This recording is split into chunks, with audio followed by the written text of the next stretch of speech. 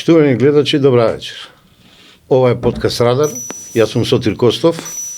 Трета емисија, петок навечер, 21 часот. Се наоѓаме во предвечерието на локалните избори 2025 и секако можеби фокусот на нашето интересирање треба да бидат тие избори. Кога размислував кој гостин да го викнеме, можеби го направив најдобриот избор, а тој е министерот за локална самоуправа, господинот Златко Перински. Господин Златко, добра вечер. Добра вечер и благодарам на можноста. Како сте? Супер, фала на Бога. Супер, одлично. Дали сме спремни максимално мотивирано. Баш ме радува тоа.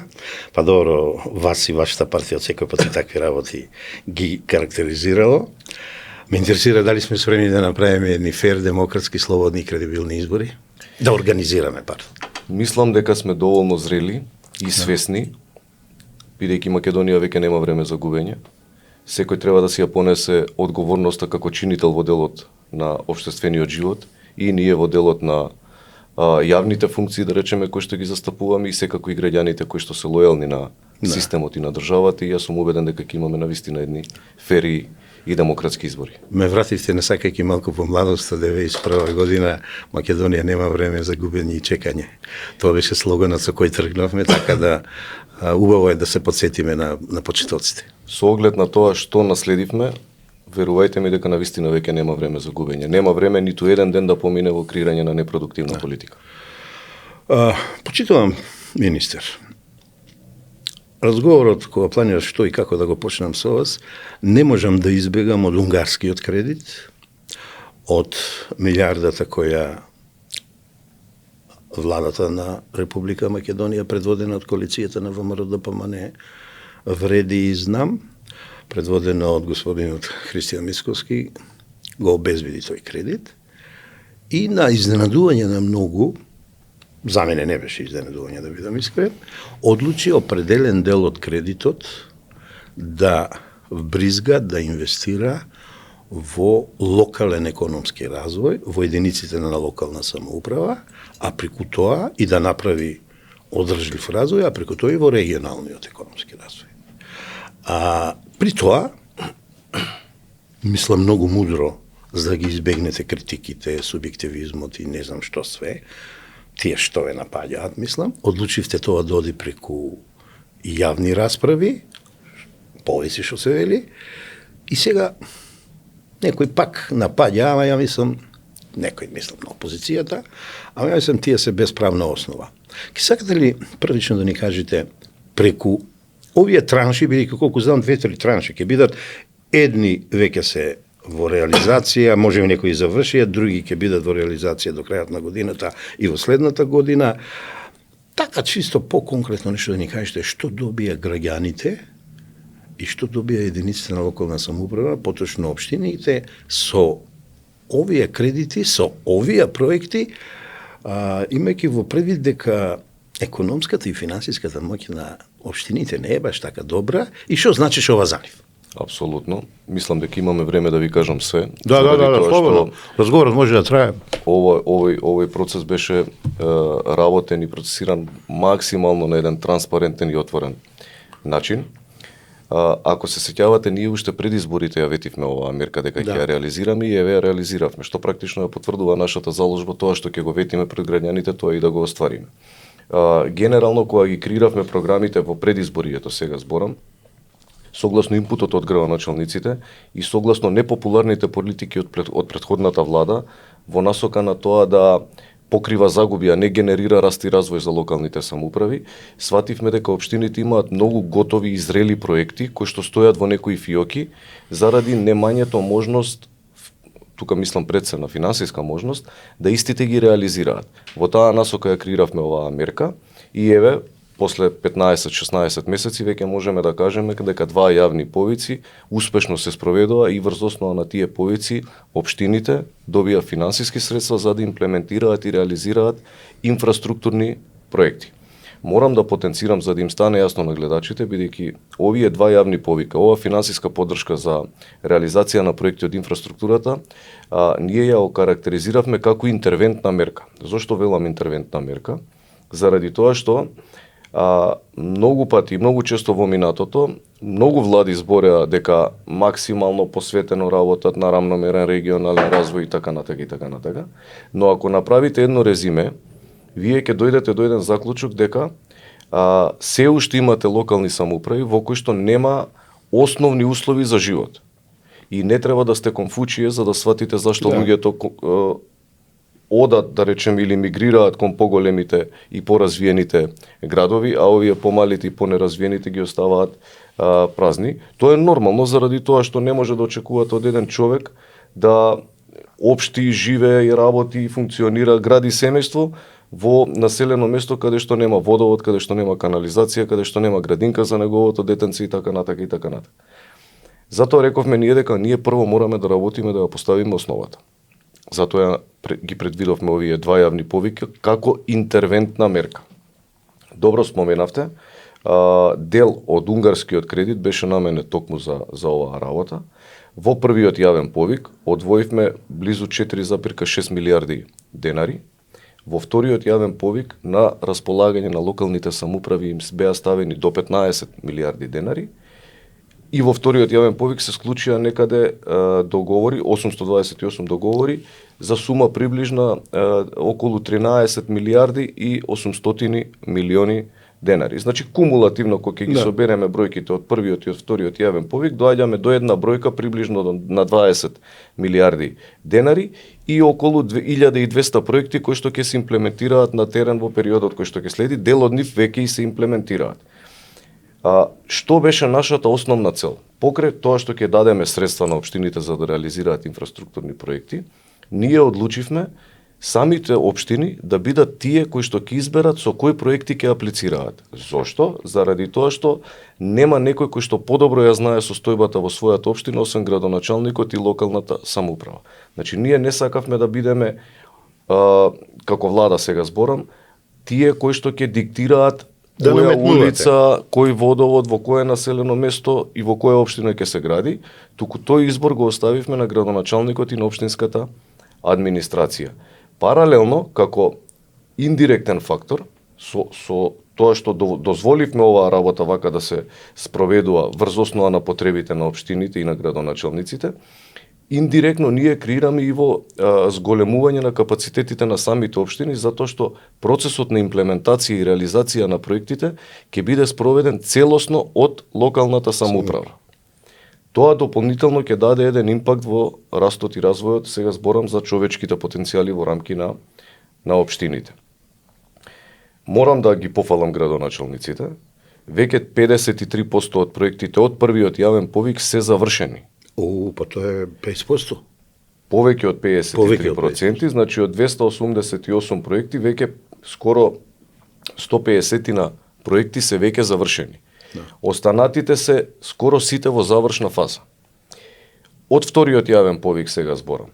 Повеќе од 500 проекти се веќе тендерирани, значи објавен јавен оглас за избор на изведувач и предпоставувам до кога ќе завршат тие формалности во делот на избор на изведувач, ќе влезат и тие во имплементација.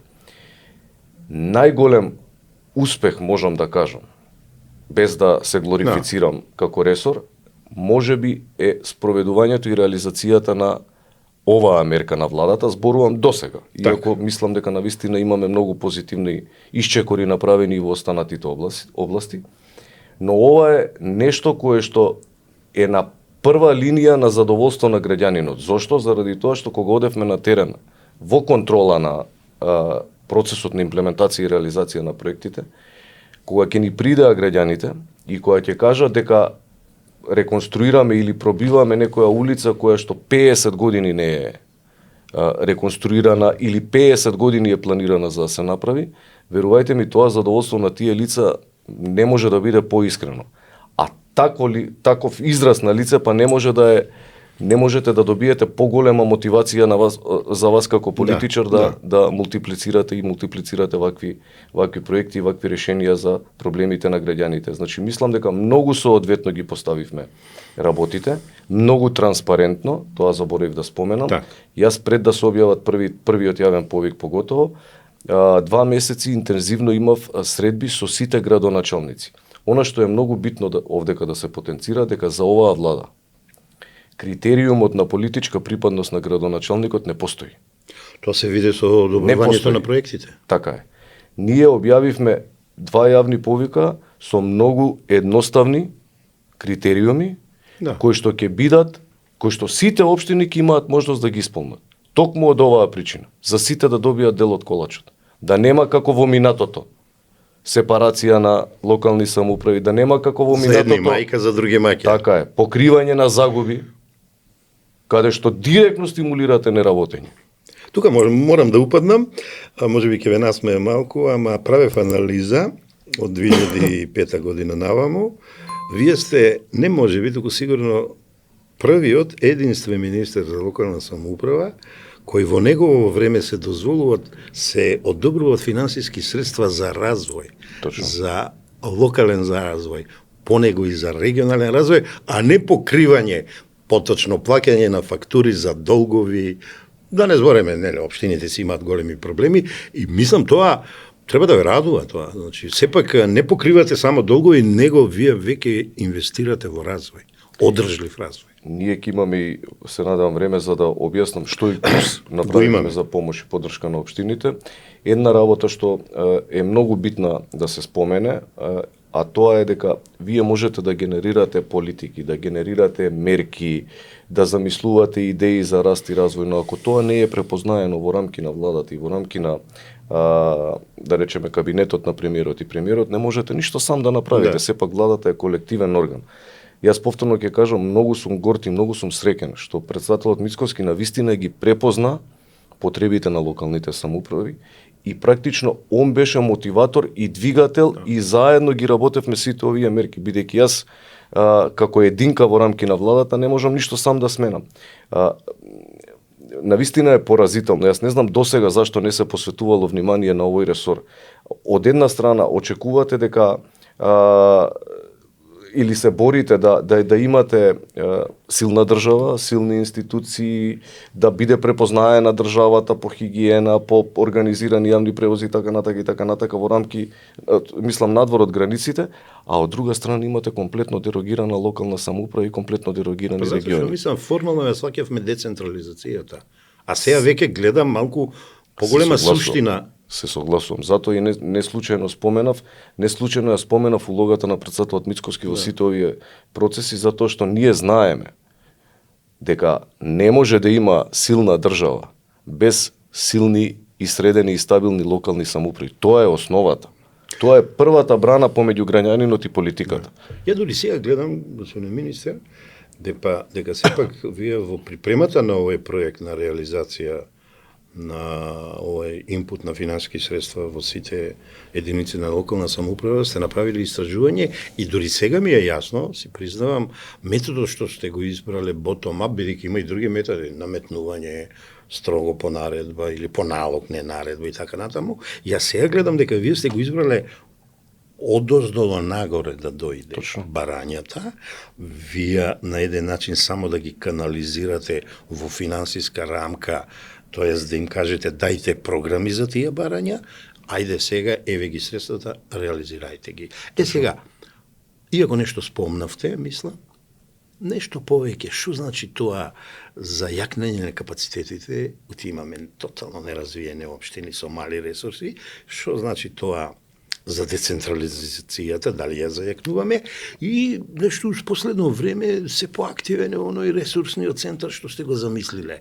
Новите 3 прашања, ама дајте нагласка на ресурсниот центар, на граѓаните да им објасниме дека се мисли за нивната територија, за нивната општина, само тие треба да покажат инклузивност и спремност за работа и соработка. Точно.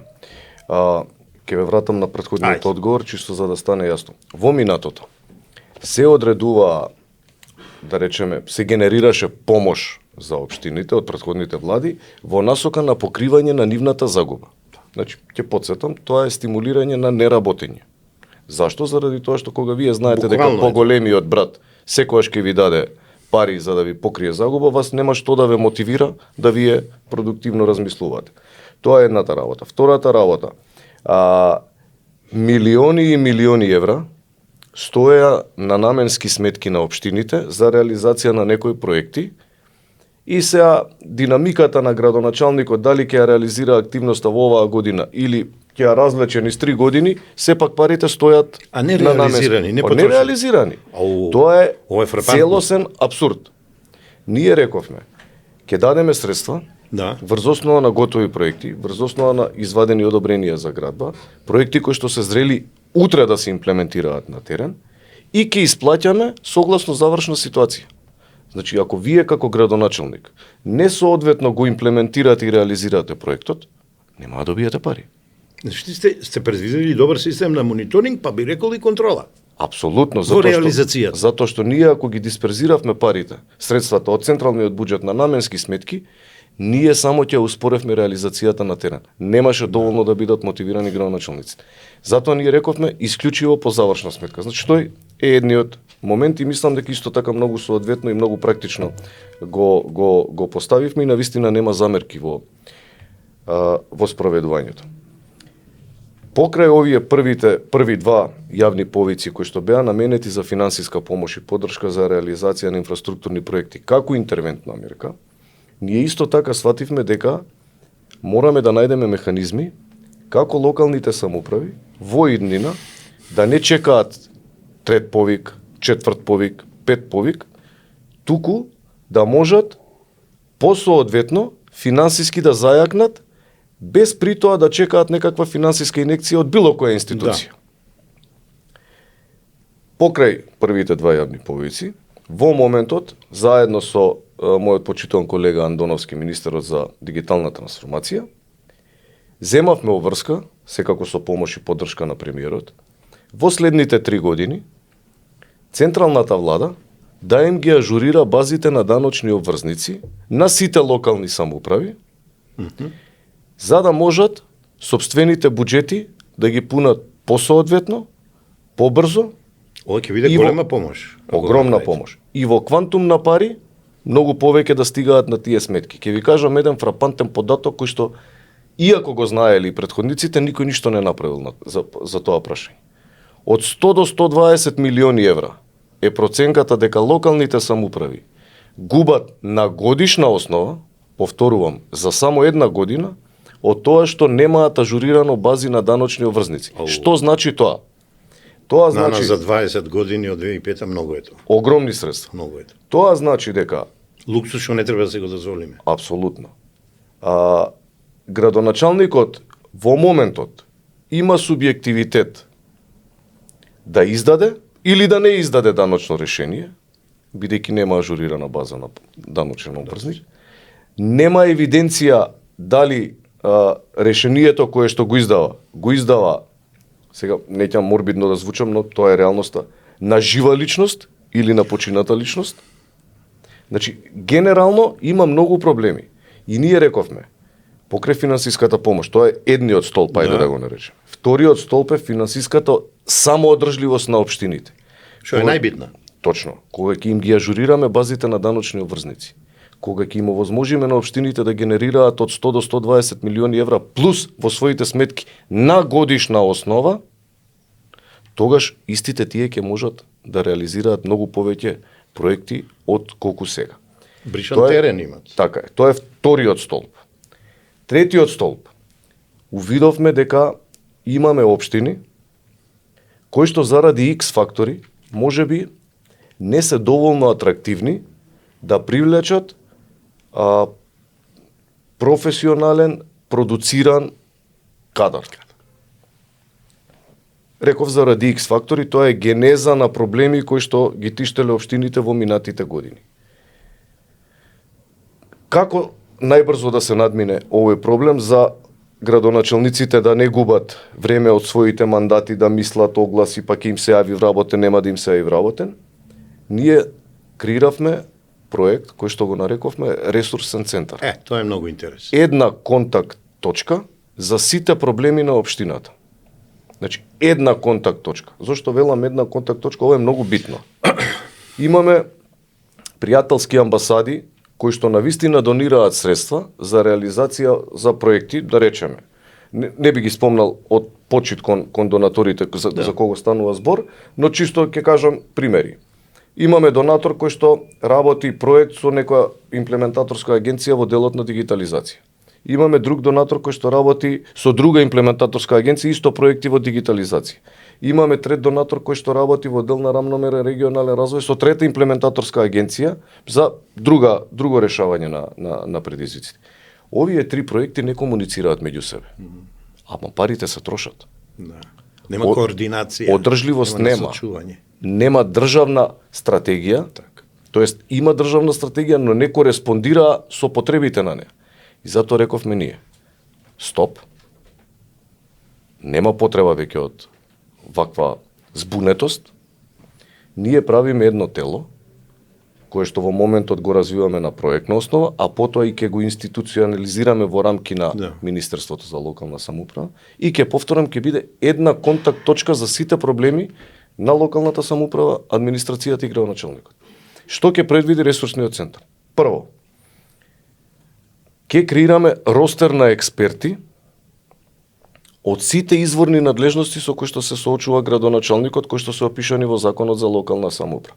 Значи, во тој ростер на експерти ќе има економисти, ќе има правници, ќе има познавачи на јавните финанси, ќе има градежници, ќе има надзори, ќе има проектанти. Сите буквално 13 изворни надлежности на градоначалникот ќе бидат на експертска основа во тој ростер на експерти. Преку дигитална алатка, градоначалникот на одредена општина се обраќа согласно строго утврдени критериуми. Побарува, да речеме, некој побарува експерт од областа на правото. Согласно строго утврдени критериуми. Вадиме експерт од ростерот, кој што највеќе соодветствува за потребата на градоначалникот и му го праќаме на градоначалникот на располагање за одреден број на денови да му ја надмине таа состојба која што треба да се надмине и индиректно да обучи некој од вработените тоа да го прави. За да знаеме дека е успешно работат експертите, имаме и механизми на контрола. Имаме индикатори по кои што следиме успешноста на реализацијата или на времето на експертот кој што го поминал во таа општина. На тој начин мислам дека ќе го субституираме кадровскиот дефицит во рамки на општините. Тоа е едната алатка. Втората алатка е развиваме критериуми по кои што ќе ги мериме потребите на општините. Во моментот, во Македонија, општините се делат на урбани и рурални.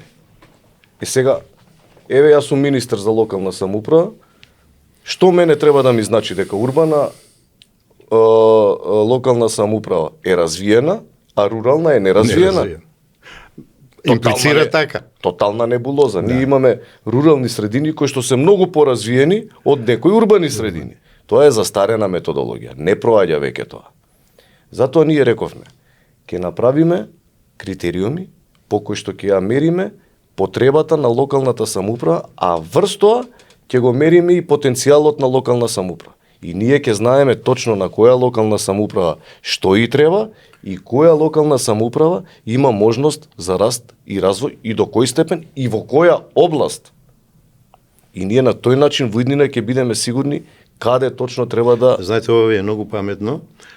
Се враќам наназад време по права меѓу 2005 и 2007 еден проект водев трајни заедници, живот заедно, living together, и да ги разбрдаме урбаните и руралните заедници. И ме подсетивте на тоа, беше многу добар проектот, потоа малку работите замреа, а еве сега вие преку ресурсен центар, кој гледам неколку компоненти има за развој на општините и убава работа правите, само бидете истрајни, би ви рекол. Значи јас од ништо во животов не сум се откажал, најмалце од ова. Да.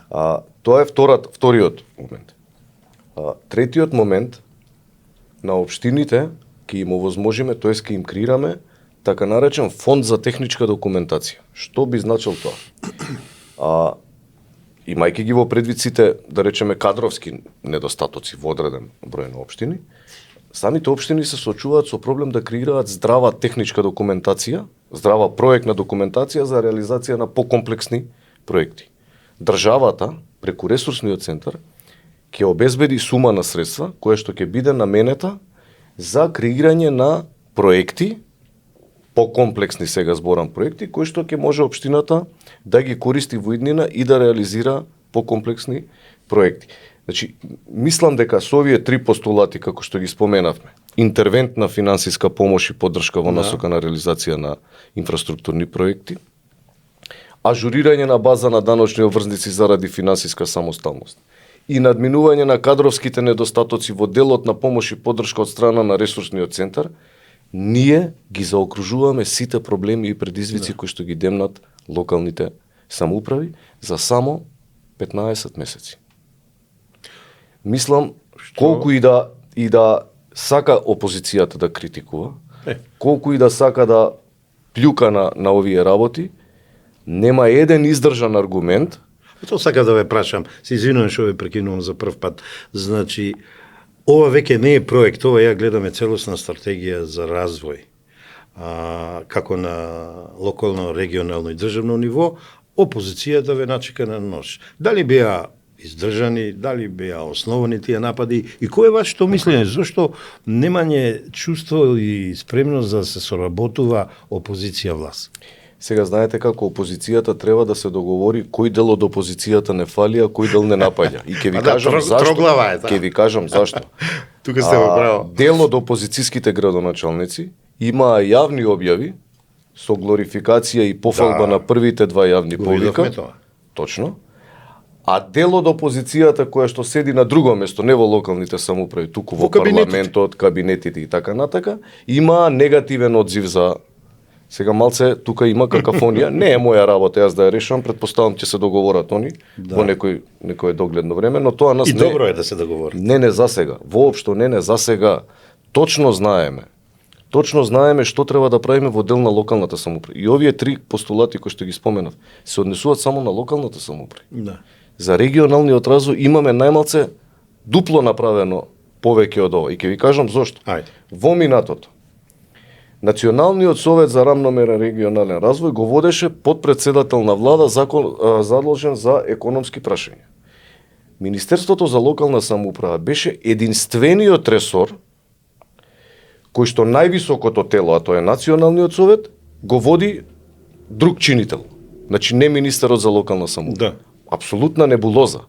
Значи не може, ако јас ја имам одговорноста да го водам овој ресор, логично е да го координирам и највисокото тело на кое што се креираат политиките и стратегиите. Ние тоа го сменивме. Сега министерот за локална самоуправа го води Националниот совет. Што се зголемува одговорност? Ама видете сега, ние сме тамо, изимаме плата.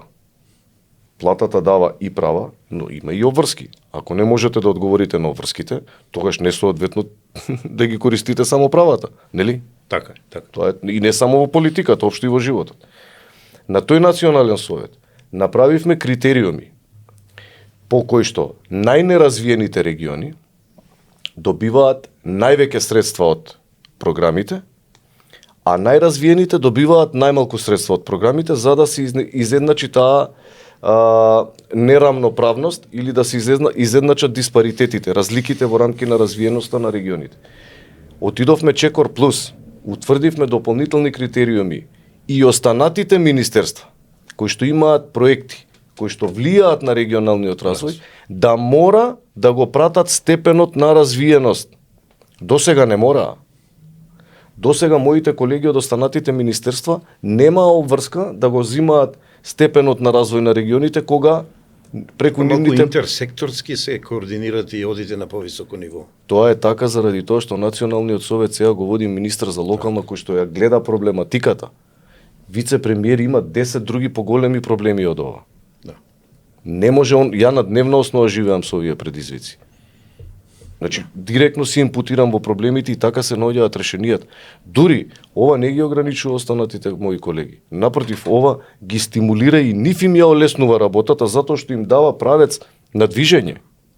И сега видете, кога одите по една ваква структурирана, да речеме, патека, многу лесно вие можете да препознаете каде треба да определите средства за да направите пат, за да дојде некој инвеститор, или каде треба да направите школо, за да имате да ги задржите луѓето тамо како работна сила, меѓутоа да има возможите и соодветни услови за живот, нели? И работа. Така е.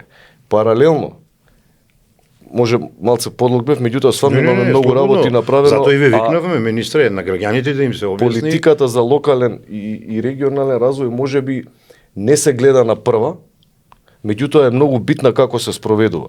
И многу фактори зависат од тоа дали ќе имаме успешни или неуспешни локални самоуправи, токму од овие работи кои што ги прави. Согласувам. Во моментот правиме и една алатка, која што преку исто дигитална алатка, која што преку исто така строго утврдени критериуми мериме потенцијал на локално ниво. Што значи тоа?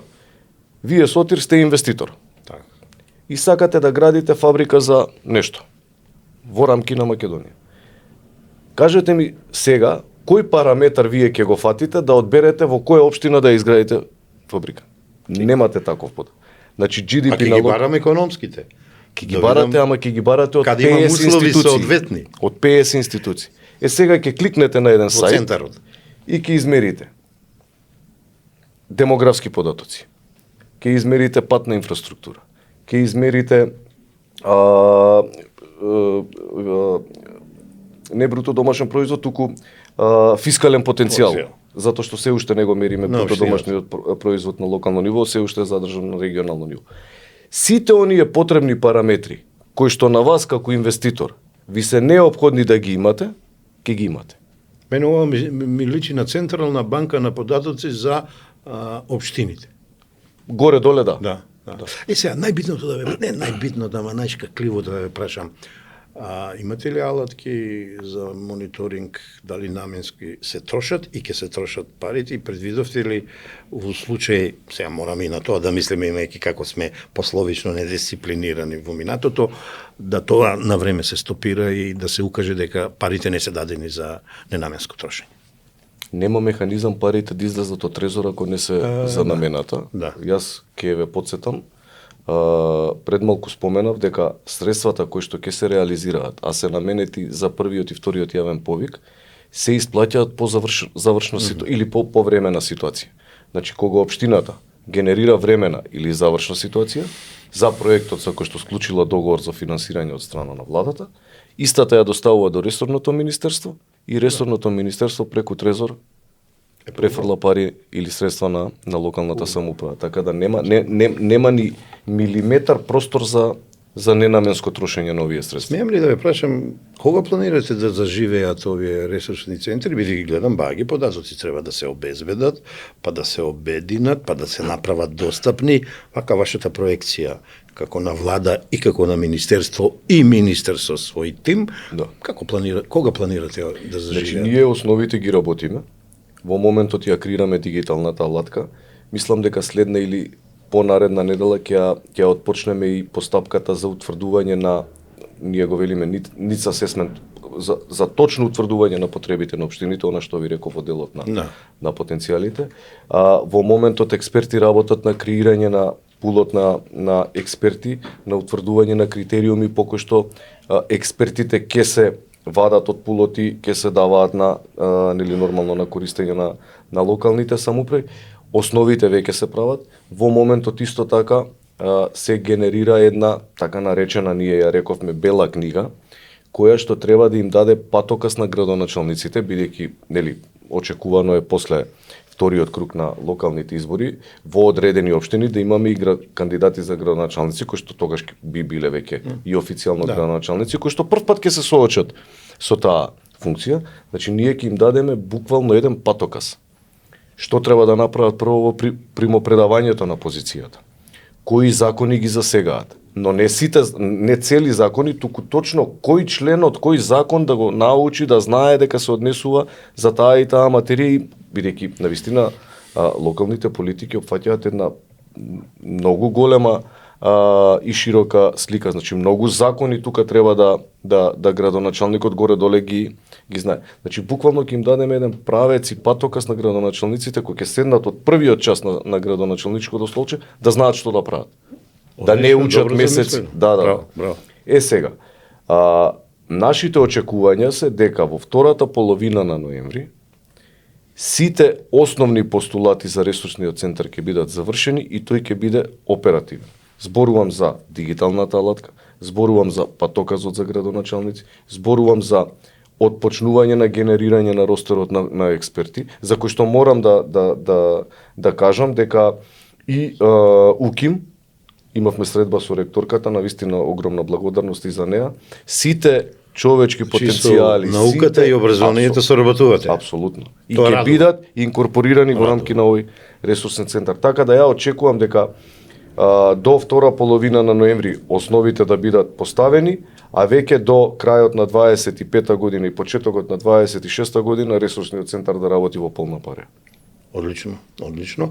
Ја видов дека многу полагате на науката и на образованието, кога видов во буџетот, дали со ребалансот, дали како беше, дупло повеќе пари предвидено за наука, за истражувачки проекти, така отколку од претходната влада. Така. Се ми беше јасно да видам искрен. Тие показатели се екзактни. Добро, во овој дел во емисијата се трудев да зборувам со министерот Златко Перински, со надлежностите на локалната самоуправа, со проблемите на единиците на локалната самоуправа, на локален развој, регионален развој, одржав развој, трајни заедници и така надаму. Смеам ли малку да го чачнам Златко Перински, организациониот секретар на ВМРО ДПМН? Впрочем, се наоѓаме пред локални избори. Дали вашата партија, од аспект и приод на организационен секретар на вашата партија, е добро подготвена, добро организирана, да има еден добар настап на локалните избори, како во насока за предложени кандидати за градоначалници, така во насока и за членови на совети на општините, и какви се очекувањата за резултатите од истите? Па јас сутрин морам да ви кажам дека наистина прво ми е огромна чест што сум имал прилика во изминативе повеќе од 20 години да ги поминам скоро сите нивоа во рамки на мојата матична партија. Значи зборам сега од член на месен комитет на ниво на Унија на млади сили, па до општински, па до член на месен на сениори, па до општински на сениори, па технички секретари, организацијски секретари, едно време бев и шеф на кабинет на председателот Мицкоски. Значи тоа ми е еден Степ бај степ. Па да, има побаја ги мина труд од прилика 20 на години. Она што сакам да го истакнам дека тој ми е, како да кажам, некоја посебна емоција чувствувам за овој мој минат труд. Она што сега го гледам на терен, а сепак 20 години функционирање во рамки на партијата е, нескромно ќе кажам, доволно искуство да увидите во каква состојба се наоѓа партијата. Можам да кажам дека ВМРО ДПМН како политичка партија како никогаш досега е консолидирана, како никогаш досега е зрела за генерирање на политики, заради тоа што мислам дека оваа генерација на ВМРО ДПМН навистина имаше прилика да искуси еден траорен период, значи навистина период на созревање, што и тоа многу не како да кажам, не оформи. Точно знаеме што правиме. Од она што го гледа сега строго зборам за нашето партиско ткиво. Вчера имав прилика да ги посетам Карпоши центар. Јас помотивирани комитети немам видено. Ако се многу специфични. Апсолутно, и јавно ги пофалувам. Значи, навистина, мислам дека огромен потенцијал, огромен порив за победа има тамо и мислам дека ќе имаме многу добри резултати на престојните локални избори. Во делот на комуникацијата со граѓаните, тоа што ВМРО ДПМН ја прави поразлична од останатите партии е да тоа што ВМРО ДПМН е без разлика дали е на власт, дали е во опозиција. Ние сме постојано во блиска релација со граѓаните и ќе ви кажам зашто. Оној момент кога ќе го изгубите контактот со граѓаните, тогаш го губите контактот со реалноста и тогаш веќе не сте продуктивен во рамки на политиката. Тоа на Македонија и се случуваше во сите претходни влади. Тоа веќе не може да и се случува и јас мислам дека тука и председателот Мицкоски е многу прецизен и строг би рекол по тоа прашање. Верувајте ми, не сме собрани дома. После работа сме обавезно некаде на некоја теренска активност, да се слушнеме со граѓаните, да видиме што се нивните мислења и потреби и на крај на денот само така можеме да креираме успешни политики. Па нешто имам видено, да бидам искрен, минативе 2-3 недели бев во две општини, Кавадарци и Куманово, особено 2 недели работев со кумановчани, го видов тоа, 24/7 уште е присутно, дури и повеќе од тоа. Ама добро, јас овој пат прашувам, не одговарам да не ги замениме улогите. Доаѓаме до избирачите, доаѓаме до неговото величество, граѓанинот избирач. Ја имам една поделба во моите практикуми и книги на определени партиски, на неопределени и на незаинтересирани. Тие три категории екзистираат во сите демократии, во сите плурални општества, па и во Македонија.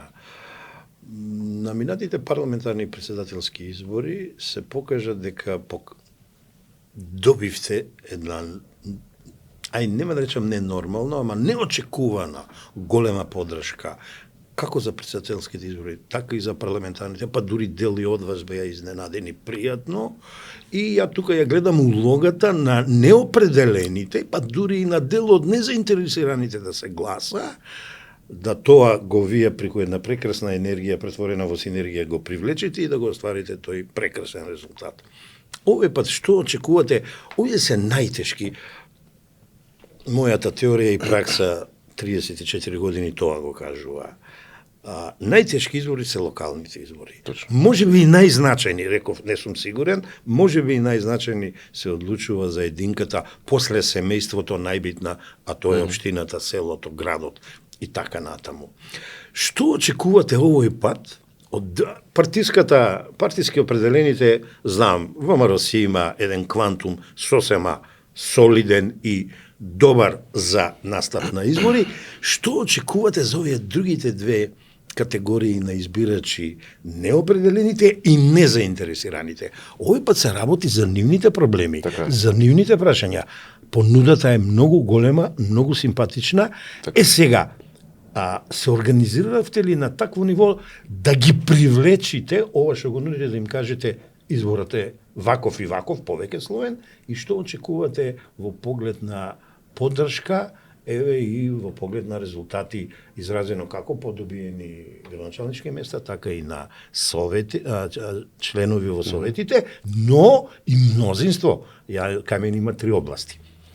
Ме интересира вашиот одговор. Добро споменавте, локалните избори секогаш се покомплексни, ајде да кажеме, не само за организација, туку и за работа на терен. Пред се заради тоа што имате многу кандидати, советнички листи, тука да кажеме и можеби и невладиниот сектор повеќе е вклучен, би рекол, во локалните избори, иако морам да признам дека јас очеков и повеќе дека ќе има, заради тоа што изборниот законник им го дозволи тоа во овој локален циклус, ајде би го нарекол. Она што јас го добивам како фидбек од страна на граѓаните, ајде да кажеме, зборуваме сега за оние неопределени, значи не зборуваме за оние она партиско ткиво кое што ние како гласачки корпус го имаме, нели, и опозицијата си го има своето. Зборувам сега за луѓе кои што си бараат решенија на своите проблеми. Јас мислам дека во изминатите 15-16 месеци оваа влада навистина покажа карактер. Генерално градоначалниците во изминатите 3,5, неполни 4 години ги поминаа со решавање и надминување на поголем дел од проблемите со кои што се соочуваат нивните граѓани. Немаше некои крупни злоупотреби на нивните функции од аспект на посрамување на тоа што или злоупотреба на немаше. И мислам дека оние неопределените гласачи многу добро тоа го гледаат. Впрочем, тоа и се преточува, нивниот фидбек се преточува и во бројките кои што ги добиваме ние на неделна основа на оние анкети кои што ги работиме. Ги работи и опозицијата за волја на вистината, но им е срам да ги соопштат, така да се почесто ние ги соопштуваме, но тие се реалните бројки. Во сите анкети 1:3 најмалку е односот. Тоа сакам да кажам. Но јас тука апсолутно. Јас тука би се обврзал на една работа и во моје лично име, но и во име на оваа влада, дека навистина, како и досега, така и во периодот кој што ќе следи, ќе дадеме се од себе верувајте ми се од себе, да направиме и креираме еден систем кој што нема да работи по инерција, нема да е скапан и трул однатре како што е оној кој што го наследивме, туку да направиме еден систем во кој што граѓанинот нема да има потреба и обврска да биде оптоварен со дневна политика. Значи да дојде и да си ги решава работите, дневните работи, дневните потреби, онака како што треба да си ги решава во секоја нормална земја. Јас ја гледам посветеноста и навистина мотивираноста кај сите мои колеги во рамки на владата, посебно кај премиерот Мицкоски, затоа што тој е двигател и мотиватор на сите нас. Многу предизвици имаме. Не е воопшто лесно. Значи, повторно ќе се вратам на тие правата се и удобностите на позицијата се едни, но обврските се навистина други. Посериозни и поголеми. Да. Така да јас тука би дал една избор и превземена обврска и една гаранција за граѓаните, навистина во периодот кој што ќе следи само повеќе и повеќе ќе се интензивира работата и мислам дека тоа граѓаните го препознаваат и затоа мислам дека ВМРО ДПМН ќе постигне уште еден, би рекол, историски победнички успех на овие локални избори. Нашите очекувања се повеќе во број на градоначалници од досегашните и секако и во делот на листите со истите. Истото очекување. Тоа е солиден оптимизам. Можеби ќе ви изненадам со сепаратно представување на структурата на предложените кандидати, што јас сум пријатно изненаден. Односот градоначалници и советници, женски предложени, припадници на женскиот пол и машки е 44,06 жени предложени, од севкупното предложени, машки 55,94, приближување и мене ме радува ова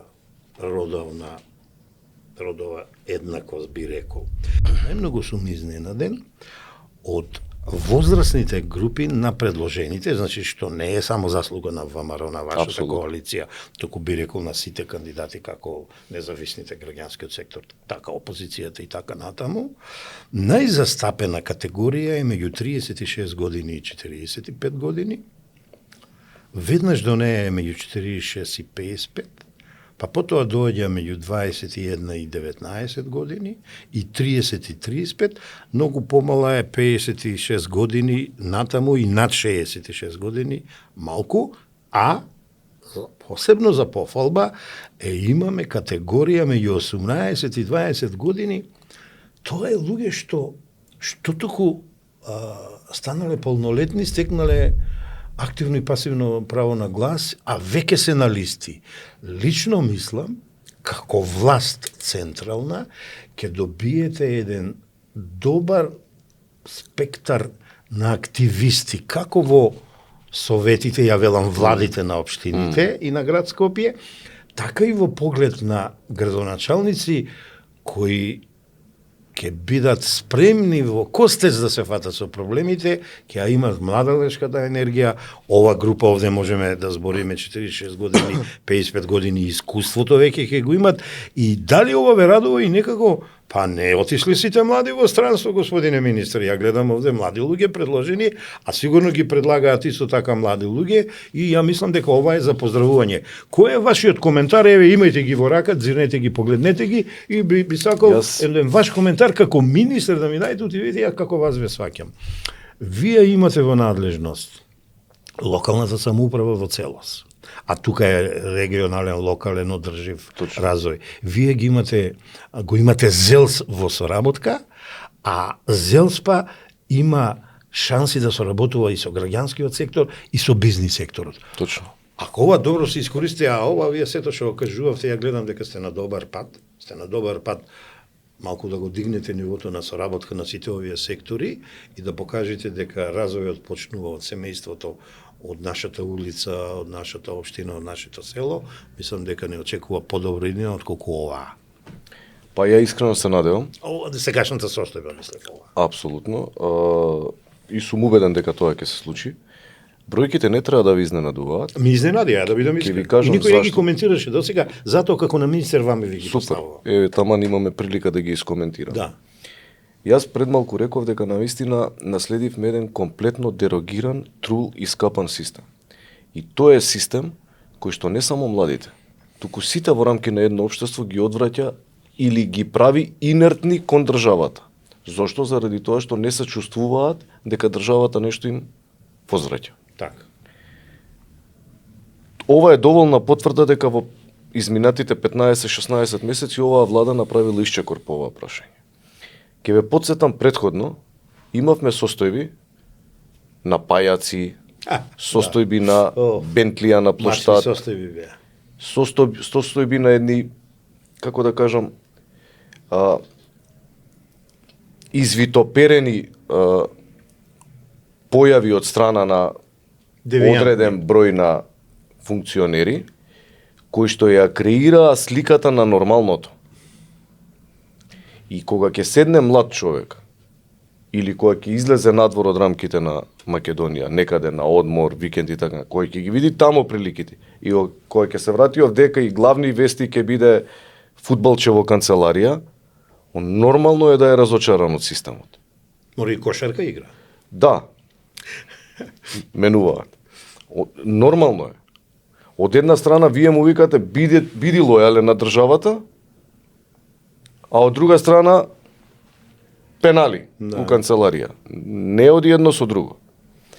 Не изживеаност. Затоа ние се трудиме сите тие права и обврски кои што ние ги имаме како чинители во рамки на политичкиот живот, да доминираат обврските за да креираме една посовремена средина за живење.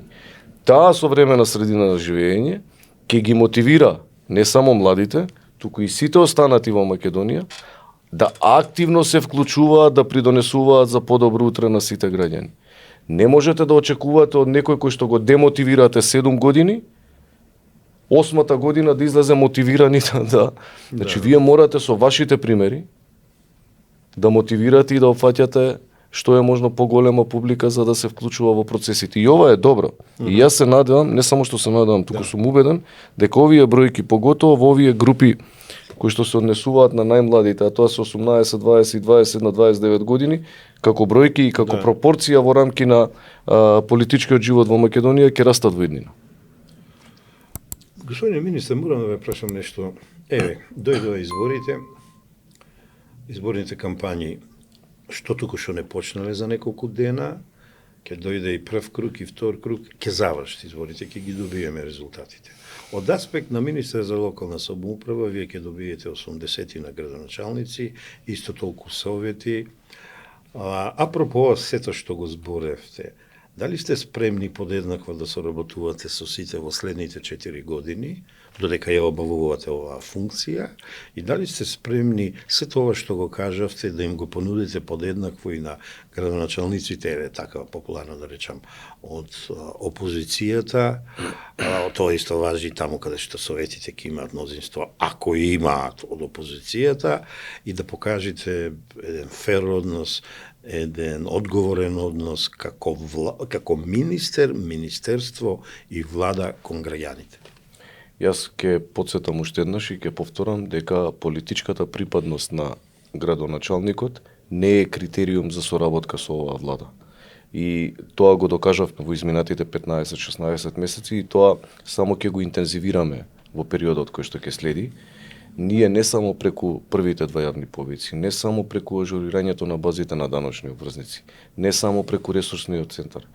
И денес, и вчера, и утре, и после завршување на локалните избори, и во периодот кој што ќе следи, мојот ресор и ние како влада им стоиме на располагање на сите градоначалници за надминување на нивните проблеми и предизвици, затоа што граѓаните кои што живеат во општината која што ја предводи градоначалник на СДСМ и во општината која што ја предводи градоначалник на ВМРО ДПМН имаат исти потреби. А тоа е пријатна и удобна средина за нормално функционирање на семејството. Ние стоиме за овие заложби, го докажавме на терен, значи јас нема, скоро и да не постои градоначалник со кој што не сум се сретнал. Не можам точно да ги избрам, меѓутоа во најголем дел од општините лично сум бил и јас таму. Со ова праќате добра порака, праќате и сигнал за соработка, кооперативност. Апсолутно. Уште една работа која што еве не планирав да ја кажам, но ќе ја кажам. На крајот на ноември, чекавме баш да завршат изборите. Планираме обуки со представници од европска земја, кои што ќе бидат насочени кон искористување на ЕУ фондови. Обуки за сите градоначалници. Планираме посети преку ресурсниот центар на техничко ниво, за да одблизу ги видиме сите потреби на вработените во рамки на општините. На сите општини. Не ги сепарираме општини. Значи, многу сериозно сме пристапиле кон решавање и надминување на овие предизвици и не гледам дека некаде или некоја работа не ни е, како да кажам, приметена или коригирана. Ги набројав трите постулати, не би сакал да се враќам повторно назад, но со имплементирање на овие три постулати на вистина сите аспекти од потребите на локалните самоуправи ги заокружуваме. И повторно ќе кажам, на сите локални самоуправи. Тоа е најбитното според мене. Можам да заклучам дека на сидрото од претходниците ваши, кое не внесе во глиб, а тие вереа дека не носи напред, вие наброивте минимум 3 столба, 3 основи за за добар темел за развој на локалниот развој, бидејќи збориме сега за општините, регионалниот развој, а на тоа се надоврзува и се вкупниот развој на економски, социјален и од секаков вид на Република Македонија. Само една фуснота, која што заборавив да ја споменам, а одблизу ќе ја отслика капацитетноста на опозицијата. Ако сте ги прателе моите јавни, да речеме, излегувања во изминатиот период. Со внимание ве следам. Баш ми е драго. Тогаш знаете дека ние потрошивме едно 7-8 месеци во консултативен процес за предлог измени на Законот за локална самоуправа. Тие предлог измени на Законот за локална самоуправа требаше да дадат една можност за отповик на градоначалник по пат на референдум. Замислете се, ВМРО ДПМН има 42 градоначалници. Очекувано е дека ќе има повеќе. ВМРО ДПМН ја предлага оваа реформа со сите ризици дека во новиот мандат нивни градоначалници ќе бидат отповикувани.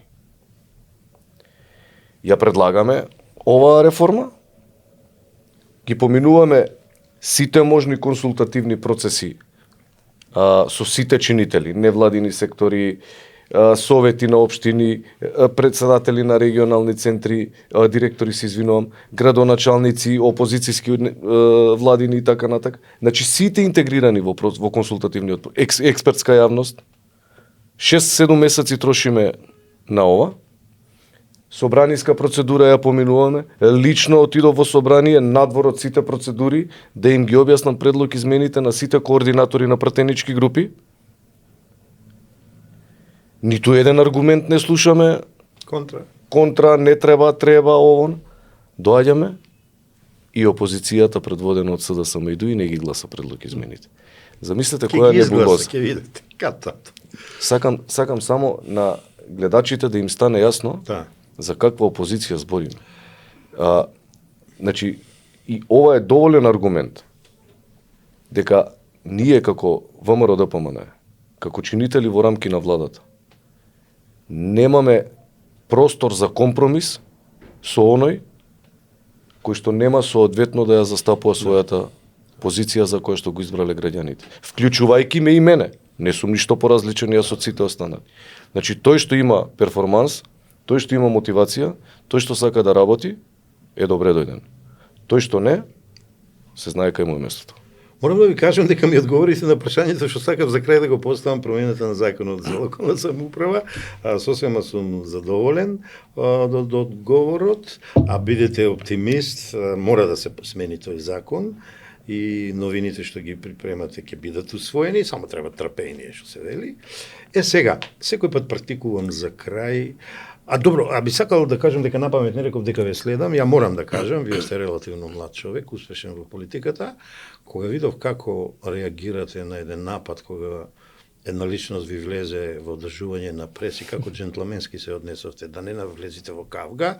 Ја видов дека, сега немој да ми замери, дека има нешто во вас и од политичка култура, и од однос, и така натаму, а од таму натаму, па, од кога ве избраа за министер, со внимание ве следам, бидејќи јас сум аналитичар, еве се обидувам и новинар да бидам, за да најдам нешто да ве критикувам, во нешто да ве пофалам, да истакнам што работите, така да верувате дека ве следам.